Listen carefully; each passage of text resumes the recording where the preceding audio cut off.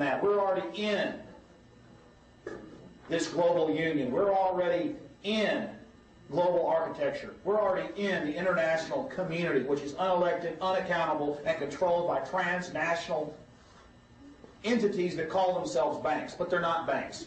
They are charlatans, they are con artists, they are confidence men, very old families, Rothschilds, Rockefellers, and a dozen other organizations, but that's the power axis, those two families.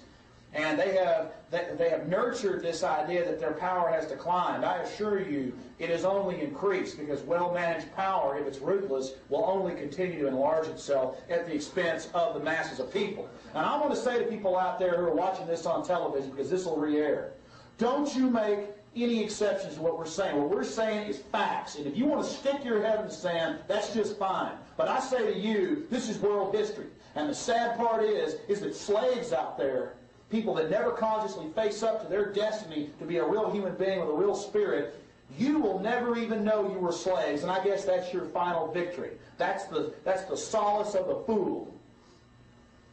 And I say to the fools out there, it's time for you to wake up. It's time for you to start getting educated about what's happening, because we're tired. We work our butts off at this. I charge against the enemy every chance I get, and I don't do the best job sometimes. Our doctors, our lawyers, our educators, our teachers, everybody, I don't care if you change oil. You've got a mind, you've got the facts, and you've impressed me time and time again. Get out here and get access television shows. Go out there and call into these radio shows. By our spirit and our example, we can lead the fight against this growing corruption that is enveloping the entire planet. And I hope when they prepare these tapes for rebroadcast that they put this information with what I'm saying after what Galen said, because what I'm saying doesn't make very much sense unless you see the preceding argument. And it's not just an argument, it is fact. Our Constitution has been thrown in the toilet. The only time they follow it, our Congress, is whenever they feel like twisting something in it to where it makes their aims look like it is reality-based. Earlier I was talking about Gulf War syndrome, which is now an illness. The media admits it a few times, that sarin nerve gas has been found in some of our troops' blood. I have the December 22nd, 1997 Gulf War Osnabrück station. It says, Gulf War troops given vaccine despite objection. The botulinum toxide vaccine was given to 8,000 troops as protection against possible Iraq chemical and biological attack. Well, that's a lie. On CNN, they said it was like 1.5 million. They said they're fixing to give them 2.4 million more of these same anthrax and botulinum vaccinations. Number one, this is all propaganda here, but they do tell you one thing that's true here.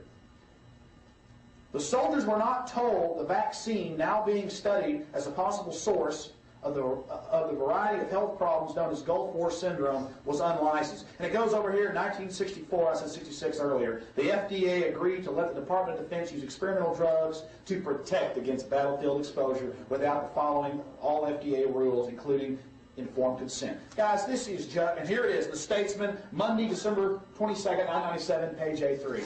I want to tell you something. Like I said earlier, it's in your face. They're not even denying it anymore. Global Union, EU, the American Union. We've already got it with GATT and NAFTA. And all it means is the deindustrialization of our nation. It's not free trade.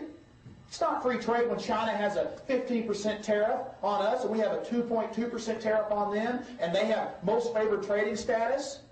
And the World Trade Organization tells us that's free trade, that's real, economics, and the American public and the American citizenry and worker can compete with anybody. Are you knocking America, Mr. Jones? Are you putting down America? Hell no. I'm standing up against those that are destroying this country as we speak. And why am I fired up? Because this is war. Absolute, unabated, total war against our nation. And I'm going to stand up against it as long as I live.